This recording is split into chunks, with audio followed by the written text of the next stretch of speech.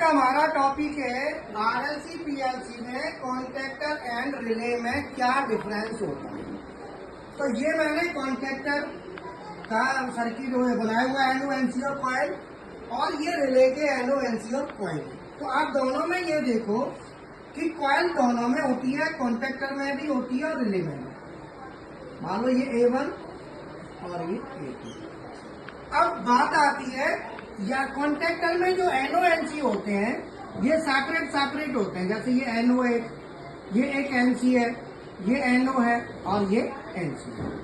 जबकि रिले में जो NONC होते हैं वो चेंज ओवर टाइप होते हैं, अर्थात जो इनका इनपुट साइड है इनकमिंग वो तो एक होता है और आउट गोइंग में दो होते हैं। तो इसको कहते हैं चेंज ओवर। क्या कहते हैं? Change over. जैसे 15 या 16 अभी कनेक्ट है और जैसे ही कॉइल को हम ऑन करेंगे तो ये 15-16 से हटके किस पे चला जाएगा? 18 पे। तो ये क्या हुआ? चेंज ओवर, चेंज हुआ 16 to 18, तो चेंज ओवर हुआ। इसलिए ये जो रिले आती है मार्केट में वो इस तरीके से आती है, एक चेंज ओवर, दो चेंज ओवर, तीन चेंज ओवर और 4, 5, 6। अब ये दो चेंज ओवर की रिले है, एक चेंज ओवर ये है और एक चेंज ओवर ये है।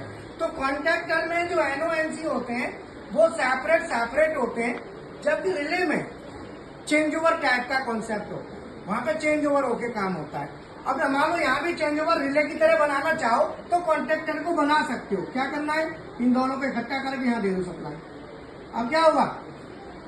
अभी ये कॉमन कर दिया तो इनकमिंग दो एनओएनसी के इनपुट को कॉमन कर दिया। भाई यहाँ भी तो यही किया है ना। तो अब ये देखो, अभी फिलहाल ये किससे कनेक्ट? एनसी, ये सप्लाई जा रही है 12 पे, और जब ये कॉइल लगेगी तो कितने पे जाएगी? 14 पे 12 से हटेगी। तो आप चेंज ओवर बना दिया हमने।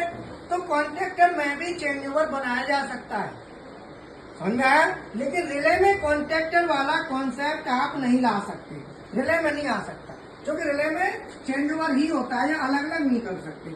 जैसे इसको अलग कर दो, अब ये पॉइंट है ही नहीं वहां इतने, एक कॉमन पॉइंट होता है। तो इनपुट वाला जो पॉइंट है वो कॉमन होता है। क्या होता है? वो कॉमन होता है। तो इसीलिए रिले को कॉन्ट्रैक्टर नहीं बनाया जा सकता, लेकिन कॉन्ट्रैक्टर को रिले बनाया जा सकता है। मैं पूरी किताब